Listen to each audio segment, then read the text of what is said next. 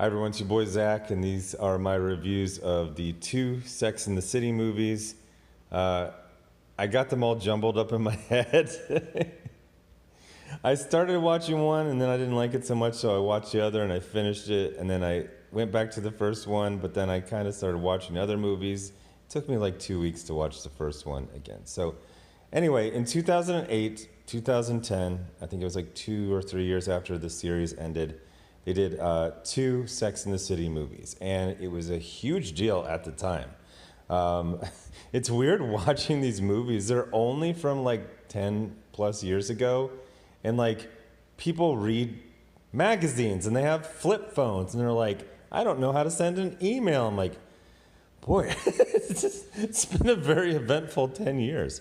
But they were both pretty large hits. I forgot to look up, the budget versus the box office type of thing. They both did really, really well. The only reason there wasn't a third movie was because basically Kim Cattrall just didn't want to do it. It's so weird how age is in the Sex and the City universe. Like, Samantha, basically for like most of the TV show and the movies, like, it's like she's old. She's so old.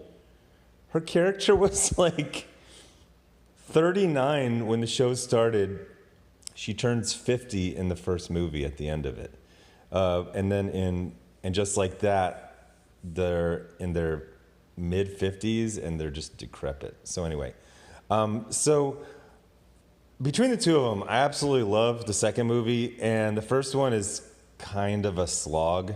The first one is weird because obviously they were trying to transition from TV show to movie, so they said, let's just film like half a season and then just make a movie out of that. Like, it's very episodic. Like every 20 or 30 minutes, it'll just completely slow down, and there'll be a scene of like a character just kind of like waking up in the morning or going, like, that's how you start an episode. You know what I mean? Like, they didn't even really try to make it like a real movie. So Carrie and Big are going to get married basically just out of boredom, inertia, or something like that. Carrie plans a ridiculously expensive... one of the conceits about Sex and the City is everyone lives a lifestyle that costs 4 times as much as they actually make. By the way, I actually got a little angry at myself. I didn't realize that Carrie owned the entire brownstone of her apartment. This is going to blow your mind if you don't live in New York City, but people will pay $1 million for an apartment, not an apartment building, just their apartment. And then like your property, like you don't have like full property rights, obviously because it's in a building that's shared, and like you don't own like the lobby, you know what I mean, or whatever you call the area. What is it, the vestibule? You know, you're on the 3rd floor and you go out and there's a stairs or an elevator. Like, you don't own that. You just own like. So I never realized I thought she just had like one apartment on a floor, but apparently she owns the entire building. So again, and that would require her to make about 4 times as much as she actually does. So anyway, Big gets nervous because of 2 things. Number one, Carrie is just, she's not like a bridezilla, but it's a ridiculous. He's like, let's keep it simple, and she absolutely doesn't. And then Miranda gets cheated on. Miranda just deserves to get cheated on. She's so selfish, and she just destroyed Steve's life. So he cheats because they're not having sex. So then she tells Big nobody should get married, something like that. And I don't really feel like that was the deal. I think it was just Carrie was just ridiculous. So then he leaves her at the altar, or near the altar. They were going to get married at Bryant Park. And so they go on the honeymoon with the friends, the gals. And for some reason, I misremembered that the entire movie was like set in Mexico at the resort. But no, like I said, it's very episodic. They're there for like 20 minutes or so, and then they're just back in New York City. You're like, this is not a movie.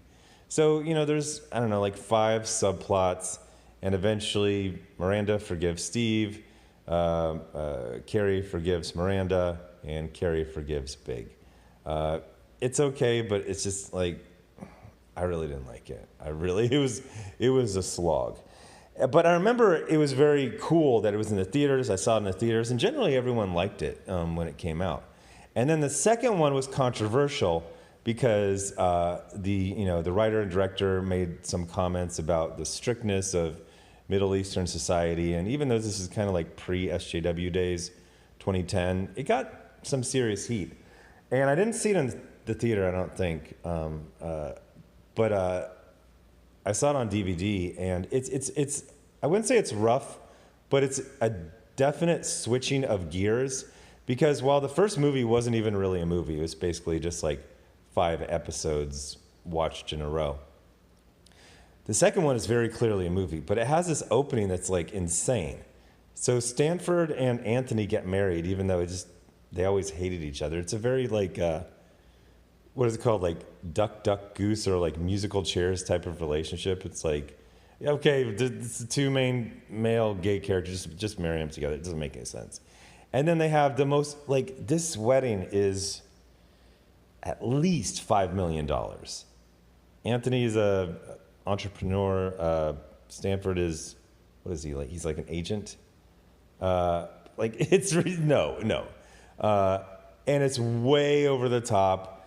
I didn't really find it that entertaining or fun, but it's then they have like Liza Minnelli as like God, and it just goes on forever. But then there's a subplot where Samantha meets tycoon from Dubai, I think it is, and he wants her to promote his resort hotel. So he gets invited, and I forget how or why. I saw the second one like a week ago, but the whole gang ends up getting first class there's a subplot. Charlotte is worried that her husband is cheating. So they go to Dubai. And the second movie is kind of awesome. Number one, it's an actual movie, even though the opening scene goes on way too long. It has basically one plot, 2 or 3 subplots, but like it's an actual movie. It's not episodic at all. It's fun. It's more energetic. It's more weird. I kind of love it. And it actually looks like, like a movie budget. And what was the subplot? Carrie wants to spend some time at her. Carrie and Big always just had like the worst, really. The only good relationship is just Charlotte and her husband. But like Steve, it's even worse. And then it just devolves even more in the TV show. Big was like just always like he just always looks annoyed, and he's just like, geez, whatever. But it's actually really fun. To describe it as just to describe a bunch of weird kind of sitcom moments in it. It's definitely like more of a sitcom than anything else in the franchise, but it was really cool. Weirdly enough, I can't remember a lot of details. I remember more details from one episode of And Just Like That than from both of these movies. It's not that they're bad. It's one is just very episodic, so it's trying to review 5 episodes from memory, and then the other one is it's very like sitcom-y, slapsticky, but it's good. It's really good. So between the two of them, I mean, I don't think anyone who didn't watch Sex and the City is going to watch these movies. So, I mean, technically it's a recommend for both of them.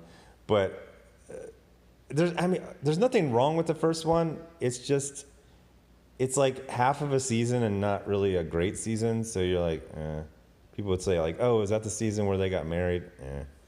And it's, like half a season. Or no, that was back in the day when a season would be like 20 episodes, right? So it's like a quarter of a season.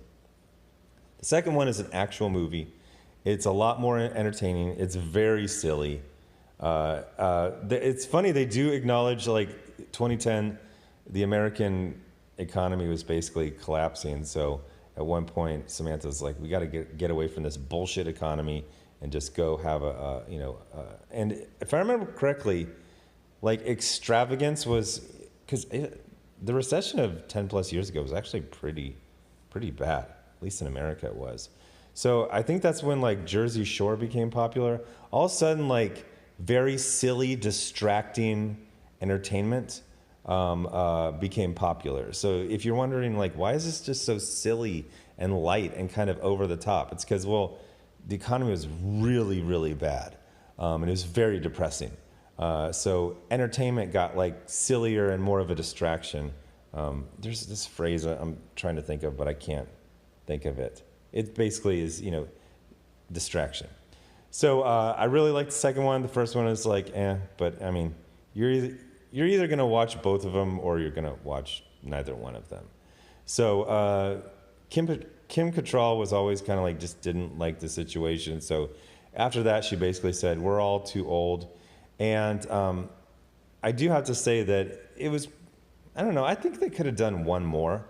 Like the difference in how they look 11 years ago until today is shocking. But yeah, there could have been a 2012 movie that, yeah, it's fine. Anyway, thanks for watching. Bye.